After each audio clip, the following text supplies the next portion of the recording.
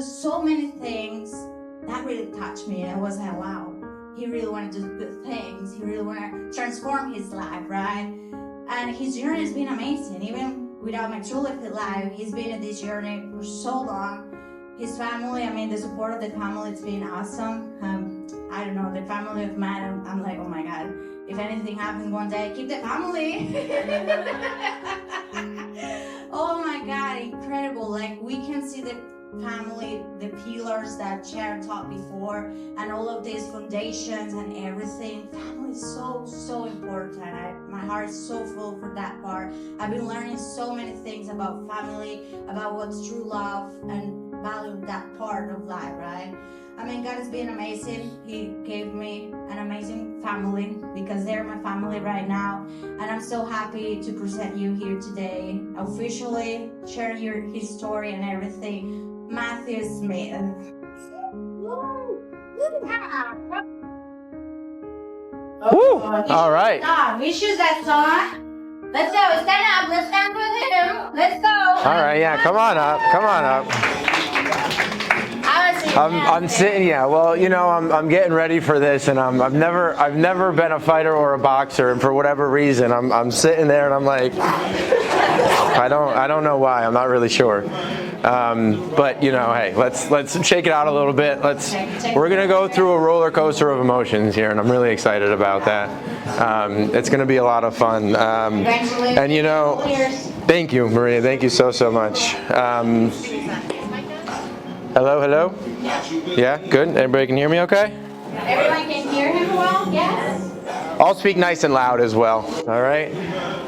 So I'm gonna go ahead. This is very uncomfortable for me, right? And we've talked a lot about authenticity. What's wrong? Better. I forgot to turn off the music. So this is very far outside of my comfort zone, very, very far outside of my comfort zone. So I'm going to go ahead and get comfortable in my uncomfortable state because we've talked a lot about authenticity today, and I want to be as authentic as I possibly can with you guys. And some of the things that are going to come with that are surprising revelations about me, as well as a shaky voice, a lot of sweat coming out, as well as authenticity, okay? So, number one, I just need to take a minute and take this in, because I cannot express to you what this means. At no point in my life would I have ever dreamed of sitting here in front of you guys, up until a few months ago, to be honest. I like to listen to motivational podcasts on my way to work. Motivation by Motiversity, if anybody's interested. And I've always thought to myself, even when I was doing this years ago, it's just a little piece of me, little spot in my mind that said, that would be cool. I feel like I can do that, can motivate people. That would be fun. I've always been, a leader of a team. I've always been the captain. I played sports in high school. I was the captain of all the teams that I was on. I went on to play football in college, and I was on the leadership council as a freshman and a sophomore there before I stopped playing.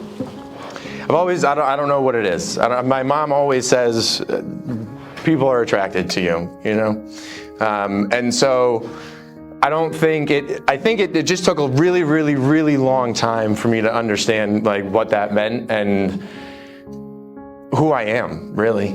Because I never, ever, ever thought that. And as I look back and I see and I think about all of these different teammates that I've had and friends that I've had and employees that I've managed, I'm a leader, and I'm a motivator.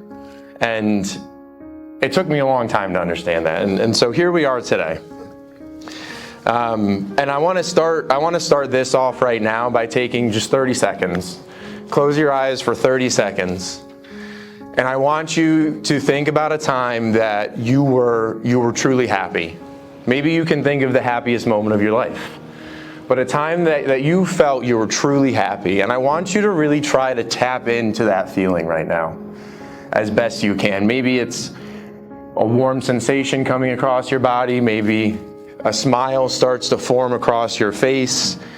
Increased heart rate, physical sensations. Tap into it. Think about it.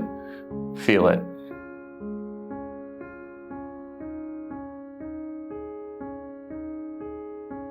All right, now we're going to flip the switch. Keep those eyes closed. We're going to flip the switch, and I want you to think about a moment in your life that you truly felt sad, upset, down, hurt, depressed. Again, tap into that, the sensations, the feelings. Again, physical feelings, maybe tightness in your chest, a dry throat, watery eyes. Think about it, tap into it. All right, let's open our eyes. Two different feelings, two completely opposite feelings. In my opinion, one being the worst and one being the best. And I mean, I can tell you with 100% certainty that I have felt true sadness, and I have felt true happiness and true joy. And I would 100% of the time take that true joy over true sadness.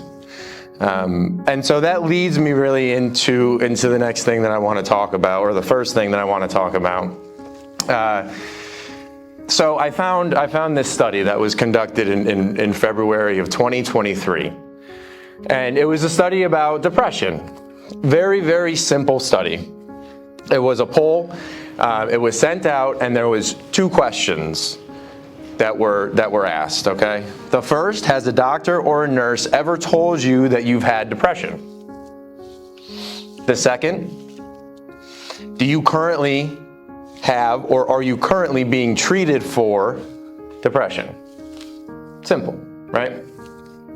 I made sure, the legitimacy of the study and everything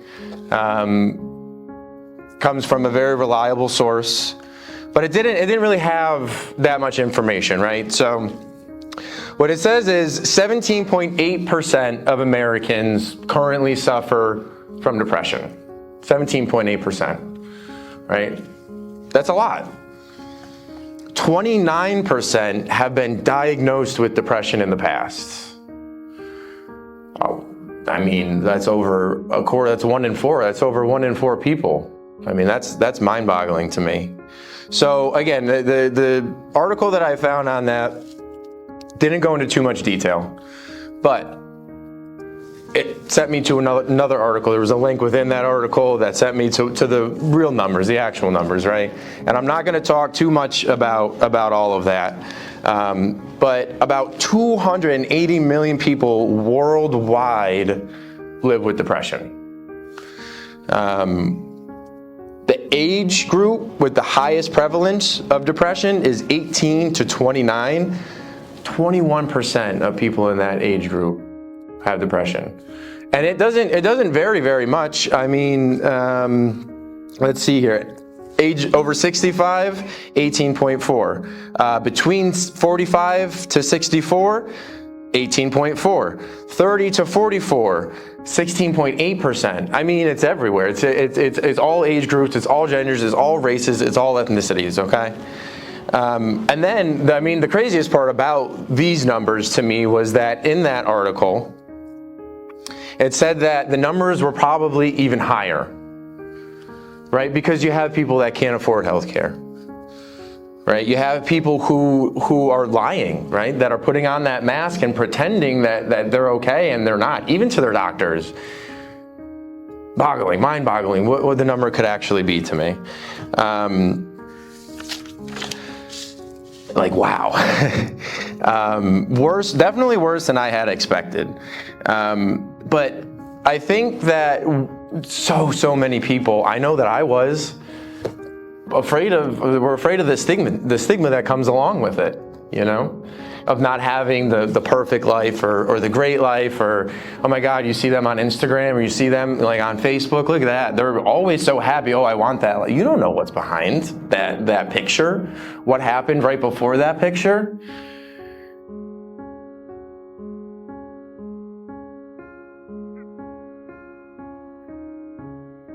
We wear a mask, right? All too often we're wearing a mask. And if we can get the courage to take that mask off and show our true authentic selves and ask for help, our lives can change like drastically. I'm living proof, I promise you. So if there's a way for us to really feel true happiness, then why wouldn't we do that, right? Why would you want to live every day down, sad, depressed, unhappy, when if you just put in some work, it could be a complete 360-degree turn and your life will change dramatically. It's not easy, right? I mean, we say these things and we're up here talking about gratitude and affirmations and mindfulness and exercising and dieting, and it sounds okay, yeah, sure, I can do that, but it's not easy. I'm telling you, if you put the work in, it's worth it. It's all so worth it. And although it might seem easier to be lazy and eat terribly and stay right where we're at because we're comfortable with where we're at, we know what we're gonna get, it's worth it. It is 100 worth it to make that decision and take the action. And that's why I'm in front of you today, because, you know, I made the decision a lot. How many times? How many times did I make the decision, right? And I thought, I put in some action, but not enough. And it wasn't until I truly put in that action that my life changed, okay? So for those of you that know me or follow my Truly Fit life, you might know that I've suffered from depression in the past, okay? For those of you that know me really well, you know that I've attempted to take my own life. And by the grace of God, I'm standing here today, in front of, sitting right now in front of all you people, ready to share my story in hopes that I can inspire you to make that change. Because I know what it did for me. And I just want everybody to be able to feel that, to experience that. So we've talked a lot about depression up to this point, in my portion at least. But that's not what today's about by any means, okay? That is not what today is about. It's important for you all to understand how helpless and how hopeless I felt, right? See, I was forced to find these tools. I had no choice. I had to get these tools and resources to live, really, when it comes down to it. But that's not the only reason we need these tools and resources, you know? When we get comfortable where we're at, we don't think we need anything more, right? We don't think that we need these tools and resources, we don't look for them. I'm here to tell you that even if you're not at a point where you were or where I was in my life, these tools and resources are going to help you become the best version of you that you can possibly be. And when you are the best version of you, you can find your true potential. You really can.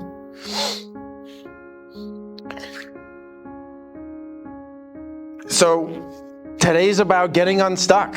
It's about opening your mind to the possibilities, about facing your fears, about getting uncomfortable, optimizing your health, and becoming the best version of yourself that you possibly can become.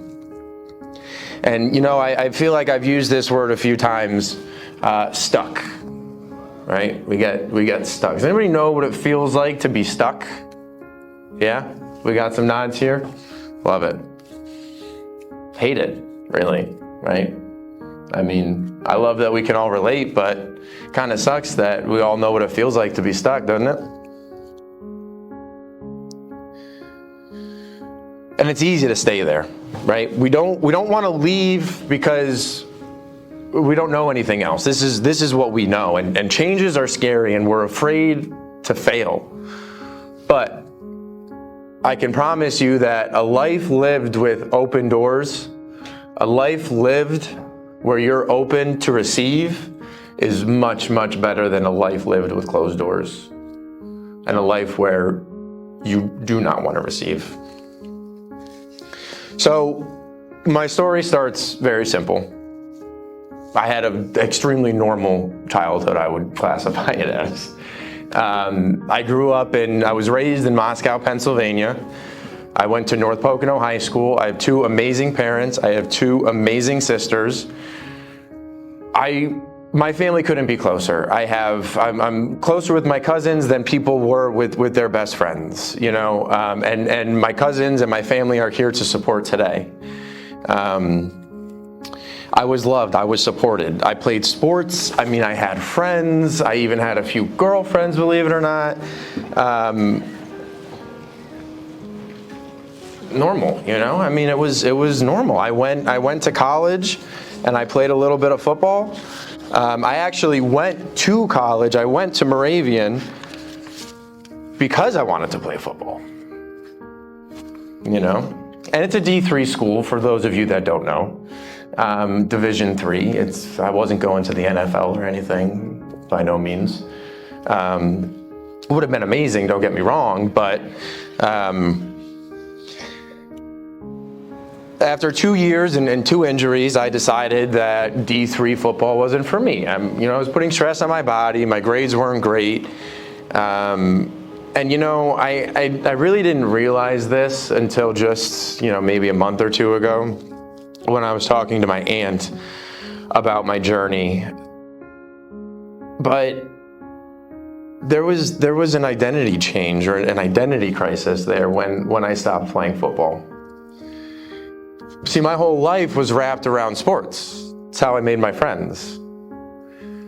It's how I socialized. It's what I did. And so when I decided to stop playing football, although all of my friends, I still had all of my friends, right? I lived with them, I hung out with them. But then all of a sudden, when they were at practice, I was home. When they were at team meetings, I was home. When they were at team meals, I was home. And so I really didn't even know it until just recently, but that's really where the switch flipped, right? And it took some time for me to get down to my rock bottom.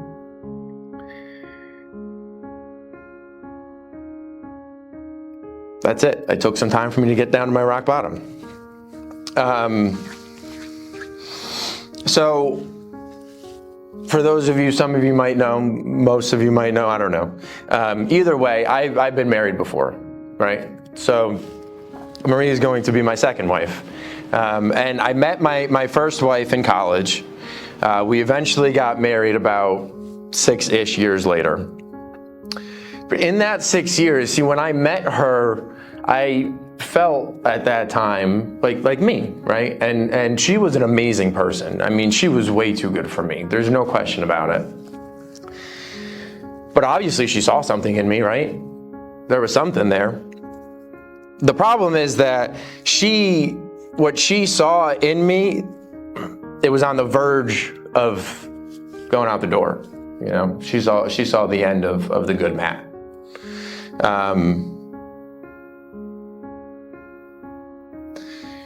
Which sucks. It really sucks. I took a prisoner, and I didn't even know it at the time. Didn't even know it. In that 6 years that I was with her, I became a lazy, manipulative alcoholic. Alcoholic, yep. I'm in recovery today.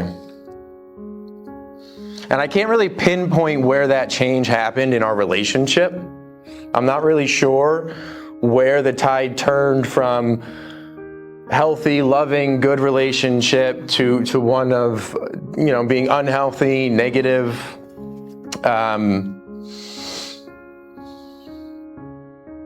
But I can tell you that at one point, all I wanted to do was drink. It wasn't a want. It was a need. I needed to drink. I woke up needing to drink in order to start my day. That was it. That was my norm. That was how I got through.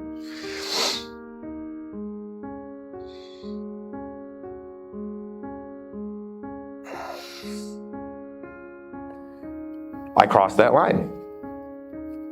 I became an alcoholic. 6 years. 6 years of my life spent in turmoil. And I'm gonna read a few sentences to you guys. And I'm gonna take my time with them. And I want you to listen to them. I want, as best I can, to help you guys understand what 6 years of that felt like. Every morning, I woke up to the weight of despair pressing on my chest, suffocating me with the relentless reminder of another lost day. Waking up to a lost day. It was gone. I had nothing.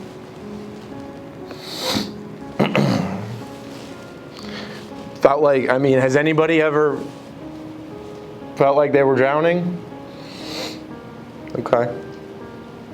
Scrappy feeling. Do you ever go into the ocean and you just keep getting hit with waves? Imagine drowning and just getting crushed with waves. Relentlessly. The thoughts going on in my head, echoes of regret, just constantly reminding me of the pit that I was in, the pit that I couldn't get out of, could not get out of. And I was prisoner to my mistakes. Prisoner to my mistakes. And it felt like I was crawling forward and with just grip of guilt and shame gnawing at my conscience. Constantly.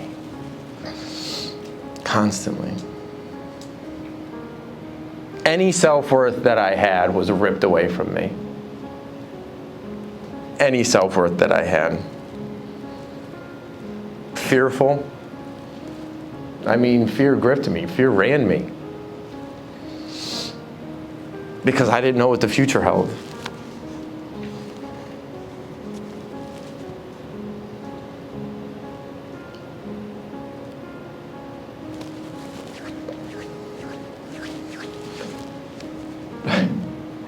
For me, I didn't feel unworthy of the future. I didn't. And so I became a prisoner of my mind. I was just stuck, right? There's that word again. I was stuck in my head, and I could not stop this cycle of self-destructive behaviors.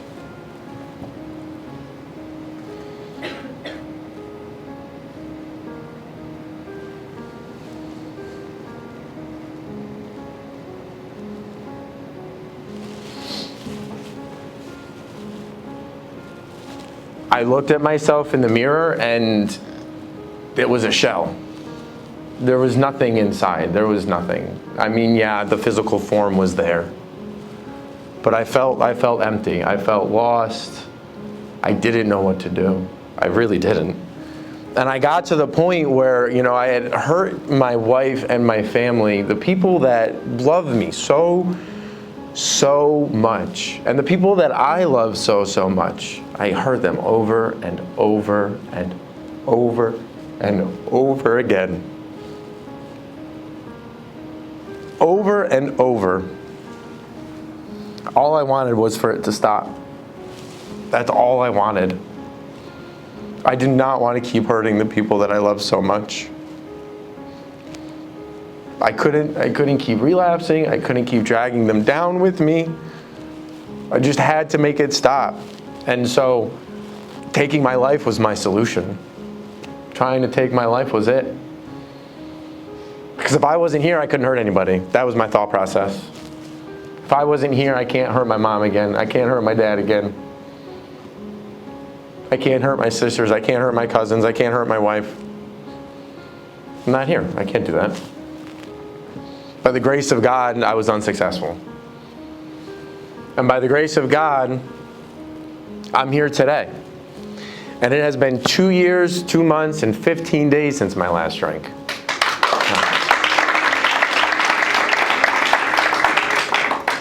And I attribute that to the program of AA, to the hard work that I put in to the program of AA. It's one of a kind, I'll tell you that. But I will also tell you that the program of AA is not where I was able to find happiness. I found happiness because I was determined to find happiness. After I had attempted to take my own life and I had saw the effect that it had on my family, I made the decision that I would stop at nothing to turn my life around. And although it didn't happen right away, and although it didn't happen, the day after, it happened. Before, when I said I made a lot of decisions and I thought I took some action, well, I just didn't take enough, But here we are today, living my best life, happiest life, one that I can see a future. Thank you. So, as I said, right, I had a point in my life. It didn't happen right after I had made the attempt. But I would go through spurts of sobriety, right? 2 months here, 3 months there. One time I even almost got 6 months. But the problem was never the alcohol. The alcohol was the solution to the problem, and the problem was within me, right? Alcohol was just a way for me to get instant gratification or forget about what the problem was, or, name any other reason that you want.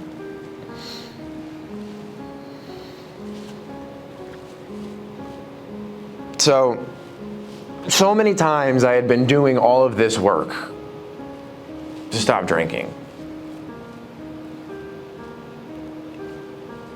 And again, you're 2 here, 3 there, 6 months, almost at one point.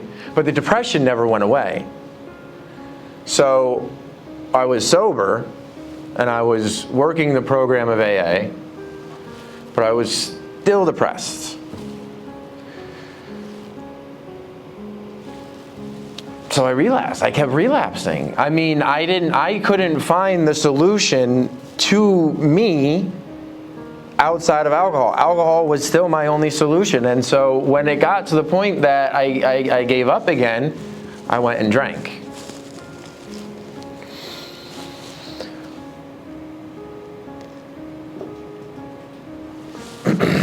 So in January of 2022, January of 2022, my grandfather passed away. I was about a month into sobriety, and that's the ring I keep touching, by the way, my grandfather's ring. I know he's with me now. And amongst other things,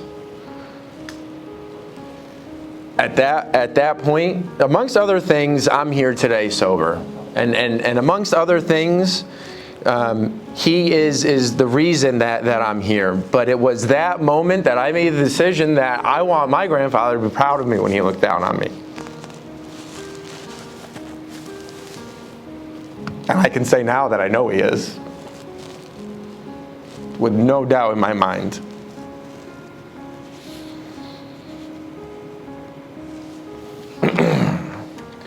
But my stubbornness, I mean, I don't know. I was talking with Sharon the other day, and she, I don't know if it was inflated the ego or maybe not so much. I'm not sure which way it went. Maybe it doesn't matter.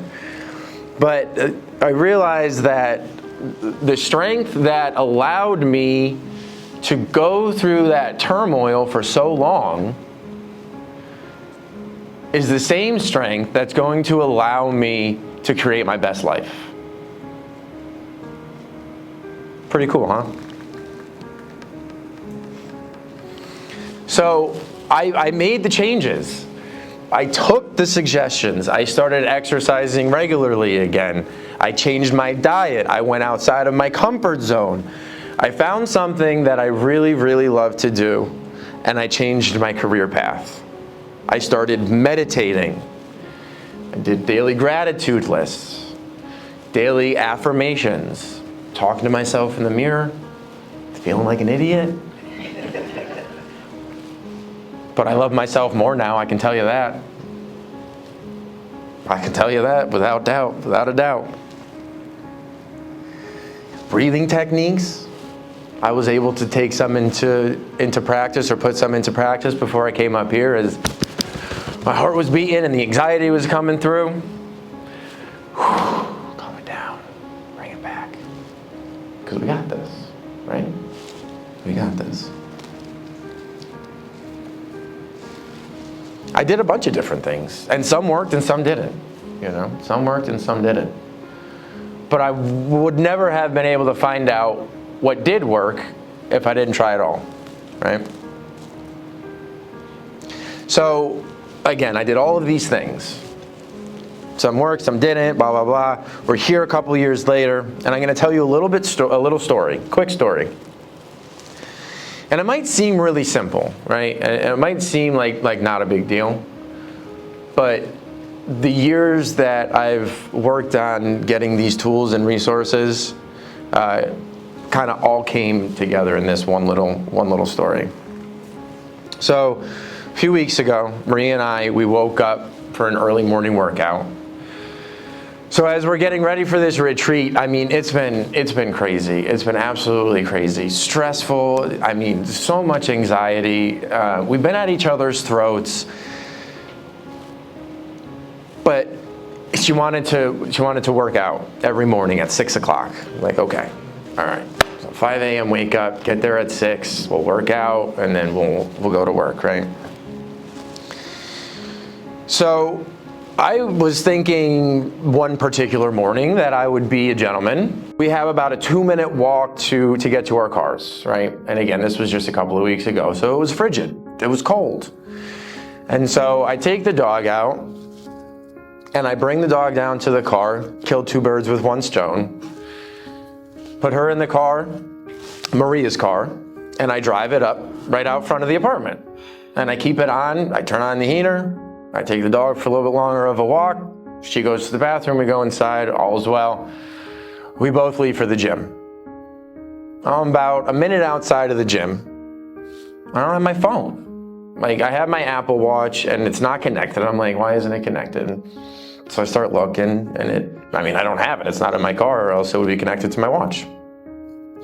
So before I pull into the gym, I turn around and I go home because, where else could it be?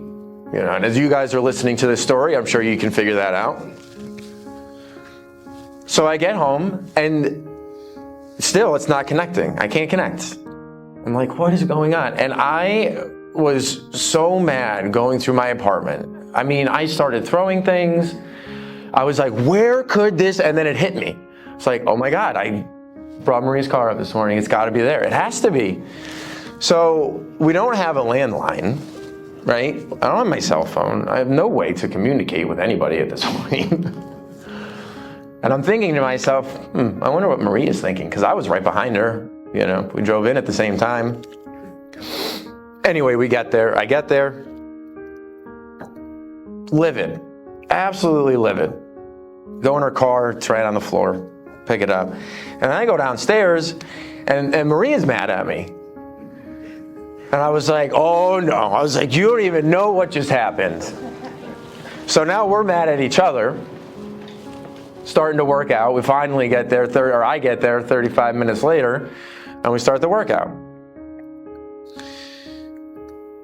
Not a great workout. Again, we're both still pretty angry.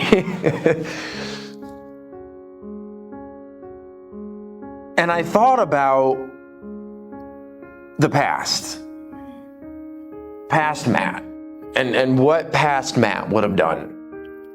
I mean, the day was over. In any other scenario, 3 years ago, my day was ruined. I didn't want to be there, you know, did not want to be there.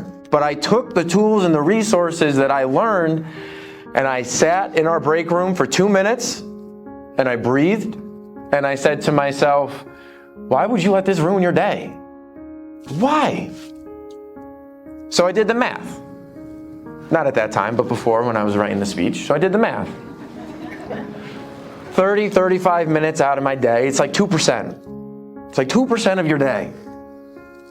Boy, if I let that 2% affect the rest of that 98%, I can't fathom it now. I can't because of the way that I'm able, and I'm not bragging by any means. I have so much more work to do, and I'm going to continue to work on myself every single day so that I can be a little bit better every single day. But that moment for me was like, oh, that's why I've been doing all these things. That hit me. How about it? I just love it. I love it so much. And it took, 5 minutes? And then I posted about it on social media. I mean, it's cool. It's so cool. The difference. I mean, it's, yeah.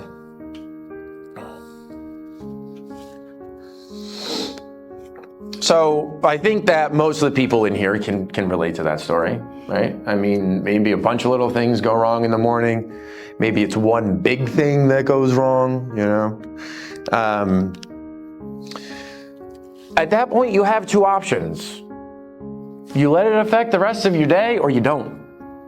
You know, which one are you gonna choose? What option? You know, I encourage you to choose the latter. Don't let it affect the rest of your day. Because what's the point? It's in the past. It's gone. You can't do anything about it now. And if you can, let me know, because I want to time travel.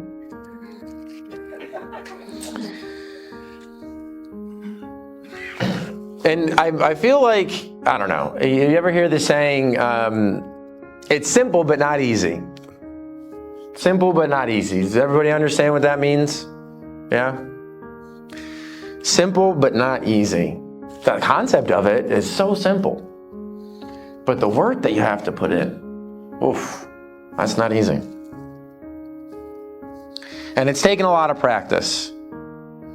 Not only to get the tools, but also to use them, right? You have to use them. I mean, it's great. I got this huge tool bag, but if I don't use it, what good is it to me? I mean, it does me nothing. So again, I started this talk by talking about depression, and that's not what it's about, right? That's not what today's about. It's about you. It's about pulling yourself up when you're down. It's about finding your best, happiest, truest, most authentic self.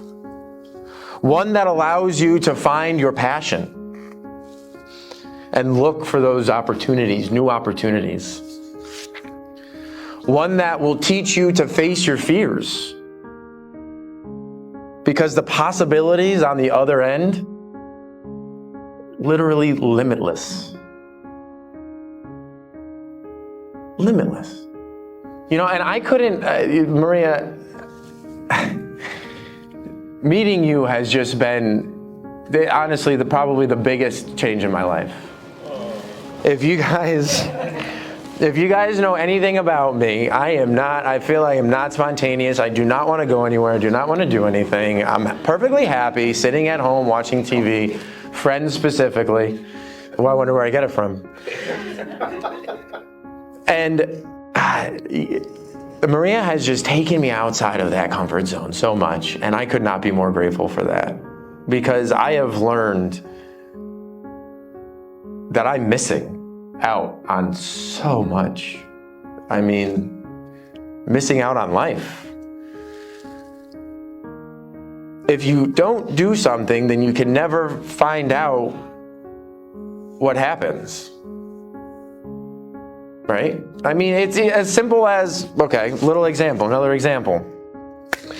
I'm leaving the gym yesterday, my last day. Yesterday morning, I had three clients. Finished it off with Tina. Yeah. So I'm walking down the steps, and a girl, a member walks up that I've been talking to about that she has a 501c3, I think it is. It's a nonprofit, and they're doing a fundraiser, and they were wondering if Crunch would donate something.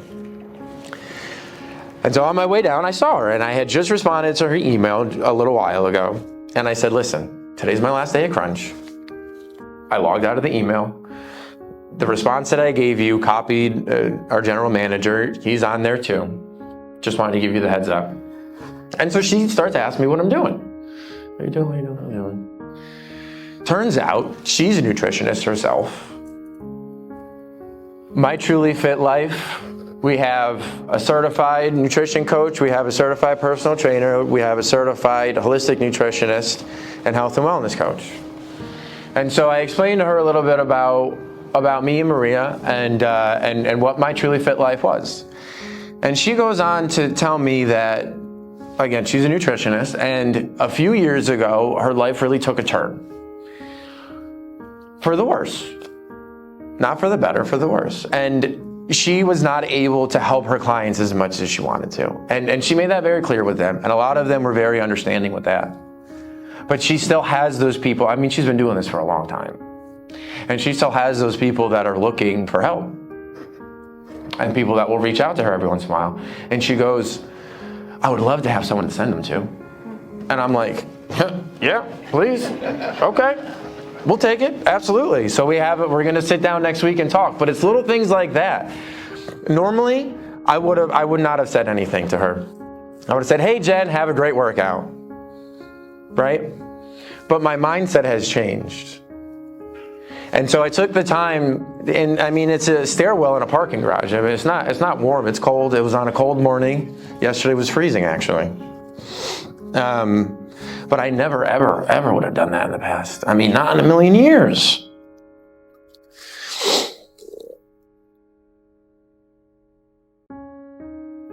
Little things. So, going outside of my comfort zone, and I'm going back and forth on my story, I feel like. But listen, this is where it gets really good, because as I'm looking back, right, at first I felt like I got lucky. I was able to find my passion, I mean, all I did was think about what I enjoyed to do in the past, where I wanted to be, right? I mean, at this time, I was going through, weight changes. Overall, I've lost 60 pounds. But I went to what I knew and what made me feel good, at least to start, And I remember the conversation that we had. If nothing else, I can at least make enough money to pay for the certification that I'm going to get. And I didn't lose anything, No sweat off my back. I mean, look at me now. I mean, I never would have thought. It's crazy. It's absolutely crazy. And like I said, at first I felt like I got lucky, but then I realized it wasn't luck. It was a lot of hard work, a lot of hard work, and I cannot minimize that hard work that I put in. I deserve credit for that hard work because it was not easy. But I took it one step at a time, and that's something that I learned in the program of AA. One day at a time. One day, that's it. If you can break it down, keep it simple, one day. Right? As we're trying to reach our goals, one day, all you have to do, one day at a time, is take one step towards that goal. One step. Do one thing. I mean, that's what Randy, Randy has a podcast, right? Living on Purpose. And one of the things that I've heard him say a few times now is to do one thing towards your goal. It doesn't matter when he had the winery, when he was starting the winery, if it was 11:59 at night, if he has not done anything for the winery that day, he would go out to the vineyard and he would pick a grape. One thing.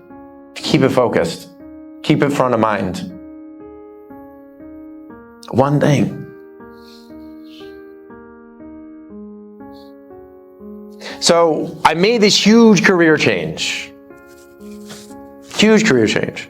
Accepted a job in a place that I didn't know. I mean, I found myself in Jersey somehow. I'm from Pennsylvania. Never thought I would be living in New Jersey. Did not want to come here. Beautiful state, by the way. But I accepted a job. I lived in a place that I didn't know. I accepted a job, a new career change, a job that I didn't know, in a place that I didn't know, and people that I didn't know. And yeah, I mean, I knew that crunch wasn't the place for me for, long term. I knew it wasn't my career. But I knew also that I needed qualifications, right? I mean, it's a brand new step for me. So for a very long time, and Maria can attest to this, my family too, I said to myself, short-term sacrifices for long-term gain. I was more than happy to be working 55, 65 hours a week, getting calls from the front desk employees at 9, 10 o'clock at night after I'd already worked from 7 to 6. Saturday, my day off, getting calls, issues, right? Short-term sacrifices for long-term gain. I learned so much in the past 2 years, so much in the past 2 years. And I wouldn't be here. I kept saying it, and I didn't know what it meant, honestly. Like, I knew what it meant, but I didn't know where I was going. I didn't know what the long-term gain was yet. But I knew it was going to be worth it. And that's what put me there. And my passion for health and wellness outgrew its confines at the Crunch in Morristown, because I realized that I was meant for more. Enter Maria. What perfect timing for us to meet. I didn't start at Crunch with the dream of starting my truly fit life. That blossomed. It came out of being open to new opportunities and possibilities. For the people that don't really know me that well, I cannot stress to you enough how uncomfortable I am, like, on social media and taking pictures and doing all of these things. I really am. Like, I hate it. I don't know if I'm still sweating there, but I know that I can help. I know that I can. And so if I have to put myself in this uncomfortable situation to help people, even just one person, if one of you takes anything out of today, then I will be happy. Then I did my job at that point. I've done my job. And then I'm going to do it tomorrow, and I'm going to do it the day after that, and the day after that, and the day after that.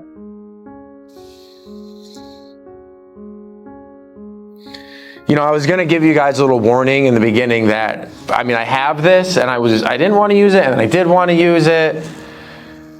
I don't know where I'm at. I'm still on track. I know that. I'm way over the time that I had hoped. But listen, we're having fun, right?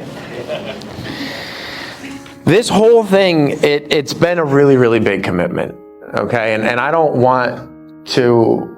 I've said that a few times. It's hard work, right? It's not easy. It's a big commitment, because I don't want you to go into it thinking like, oh, anybody can do this. No, yes I do. Wait, yes I do. Because anybody can. Anybody can do this. Yes, it's hard work, but if you are determined, you can do it, I promise. See, again, I said it before, but I was forced to learn these tools and resources. Forced. If I wanted to live, I had to. But that's not the only time that they can be used and utilized. Right? If there's anything in you that, if there's any question inside of you, like, what's your purpose? Maybe there's a little tinge of you that might be unhappy, anxious, depressed. There's ways to change it, I promise. If I was able to pull myself out of a major depression and anxiety and stress and alcoholism, you can change your life. But you have to want it, right? You have to want it. And there's a lot of questions that come along with it. So I don't want to just come up here and say, hey, I changed my life and it feels great. Go change yours. And then that's it. I'm done. No.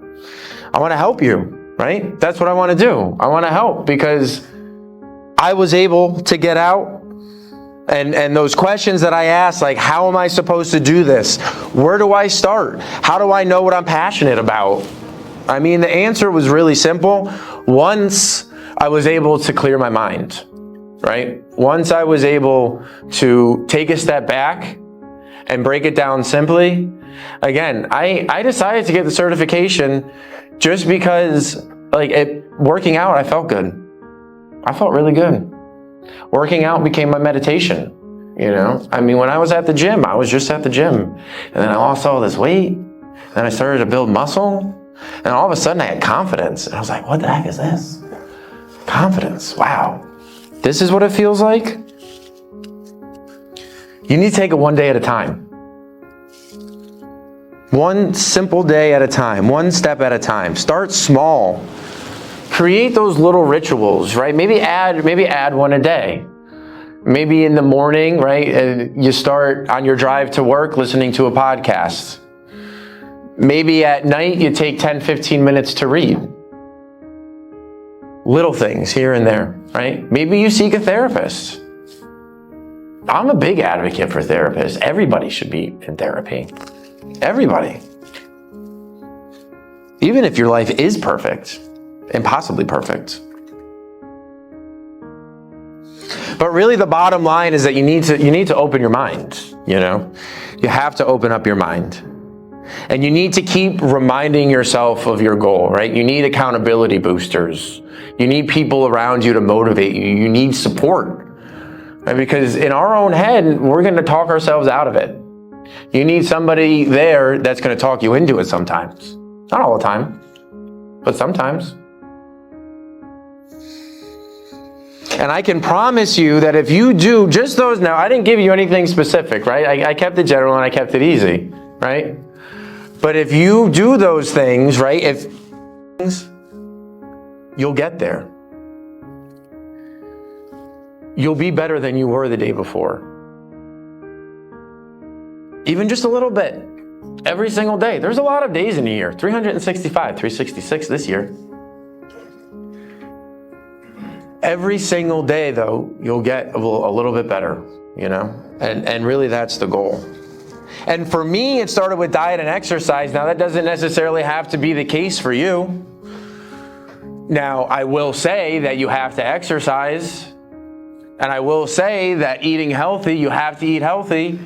Both of those things are extremely important when you're talking about health optimization and becoming the best version of yourself. You need to be able to move.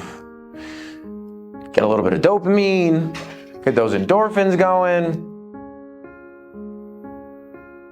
Increase your longevity, your play span. Keep moving, right? So we talk at the gym, we talk a lot about longevity and play span, the difference between the two. Longevity, how long you live, and play span, the amount of time you're actually able to do the things that you enjoy doing, right? So who wants to live until they're 100 if they can only do what they want to do until like they're 60? I mean, that's 40 years of not really being able to enjoy yourself, right? Exercise will increase your play span. Healthy diet will increase your play span. Mindfulness, meditation, they'll all increase your play span. right? I mean, I'll tell you, I am so impressed by some of the people at the gym. I mean, there's someone in their late 80s, early 90s, two different people. Every day they're in the gym. It's crazy. And you know what they say? Well, it's because I've been doing it my whole life. And they're still moving and grooving. Moving and grooving.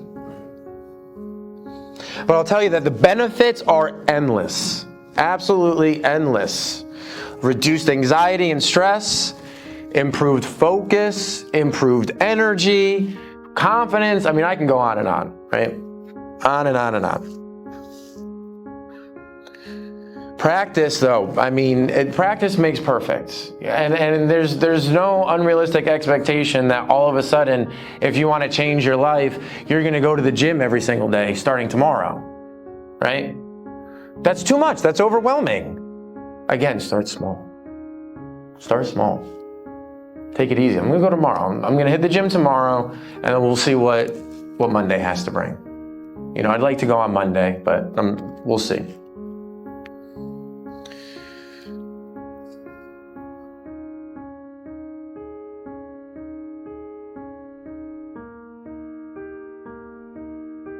Today's theme is unveil your true potential and pave the way to your authentic life path, right? Unveil your true potential. What does that mean, though? Does anybody really know what that means? I mean, I don't. I'm gonna be honest with you.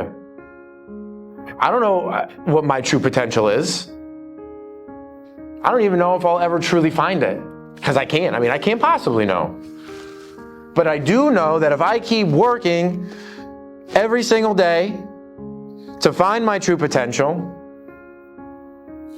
well, I'm going in the right direction. I may never get there. I don't know. But I'm trying to better myself every single day. And it's not all glory. Oh, wait, I skipped. Hold on. Let me back up a little bit. Just a little bit. So, you know, before there was a lot of questions. Where do I start? When? How? But really, if you want it bad enough, then there are no questions because you're going to figure it out. If you want it bad enough, it becomes priority. And if it's priority, then the excuses don't come anymore.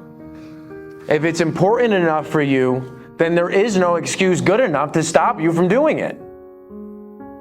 Right? The excuse is no time. I was just listening to somebody, no time. Actually, it was this morning. How perfect. It was Motivation by Motiversity. I forget who it was. Even if you break it down and, you know, you sleep 8 hours, you work 8 hours, you have this, you have that.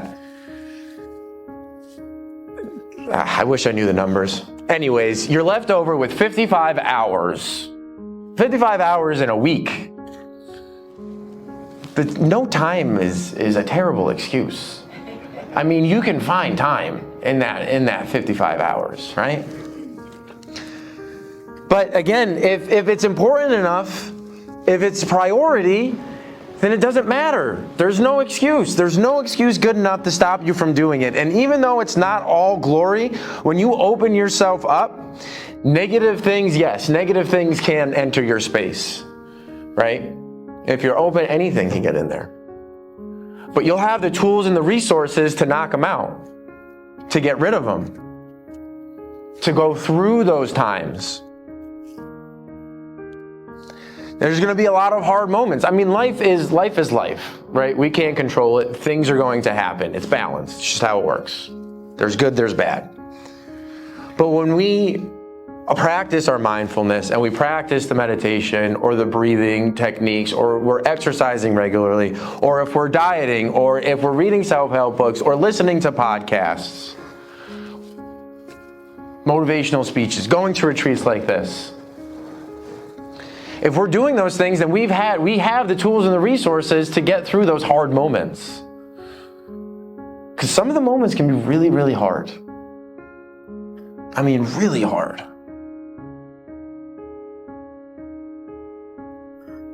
But that's what makes all that hard work that you're going to put in worth it. Right? Because you don't have to live like that anymore. You don't. And I'll tell you, if anybody here has been through depression, I mean, you know the feeling, right? If anybody here has been through depression, you know the feeling. And I will tell you that the hard work that I've put in over the past few years, every single day of hard work is well worth the life that I get to live today, because I am truly happy. And if I don't ever have to live another day in that depressed state, I've done something right. That was the worst moment of my life.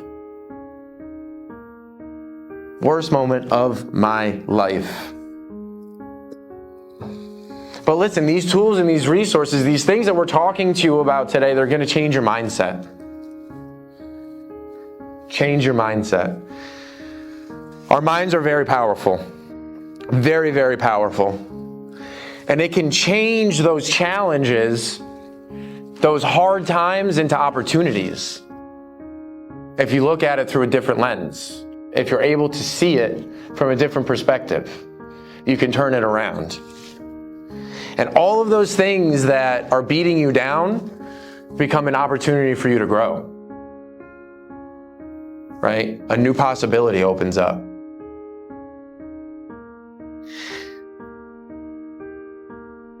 Listen, when you can take control of your mentality and your emotions, then you become the co-director of your own play.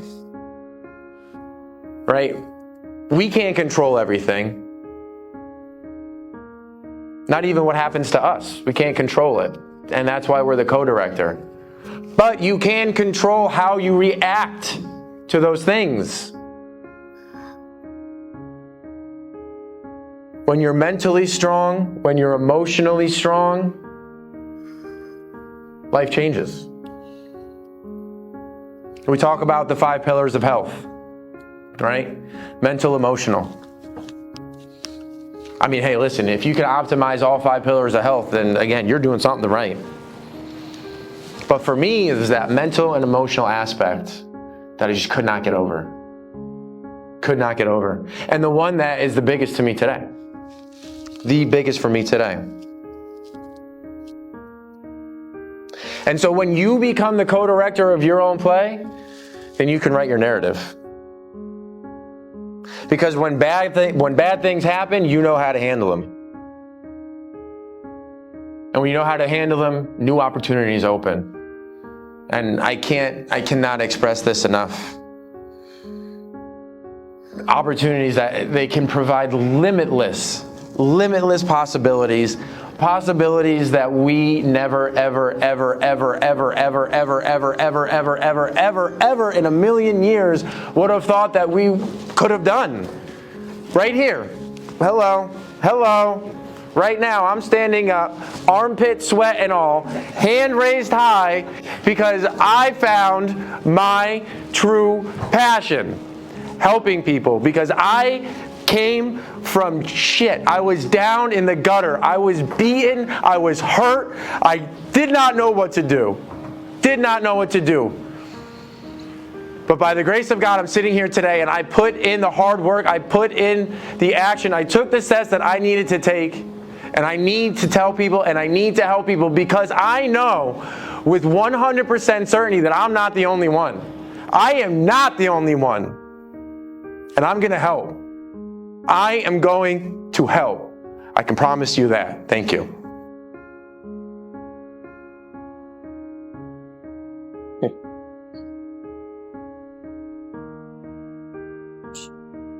Okay. Thank you, everybody. Thank you so much. Oh my God, I need a minute after that. Wow. Yeah. I cannot be more proud of Matt. Honestly, I love him with all my heart, and I'm so proud, and he's so strong, and I'm sure he's going to help so many people, and then so many good things are coming. And yeah, I mean, it's incredible what he said today. It's so true. You are the only one who can take that, right? You're the only one who can change your life. How Matt changed his life. You are the only one who can do that. If Matt can, why you don't give a try, right? What you can lose? Nothing. Well, I can lose nothing. Again, Matt, I'm so proud of you. You have no idea from the deepest of my heart. I'm so proud of you. Love you. So, continue with our retreat and everything. We're going to take a few minutes. If anyone needs to go to the bathroom, if you want to change, or if you feel comfortable in the way you are, we're going to move.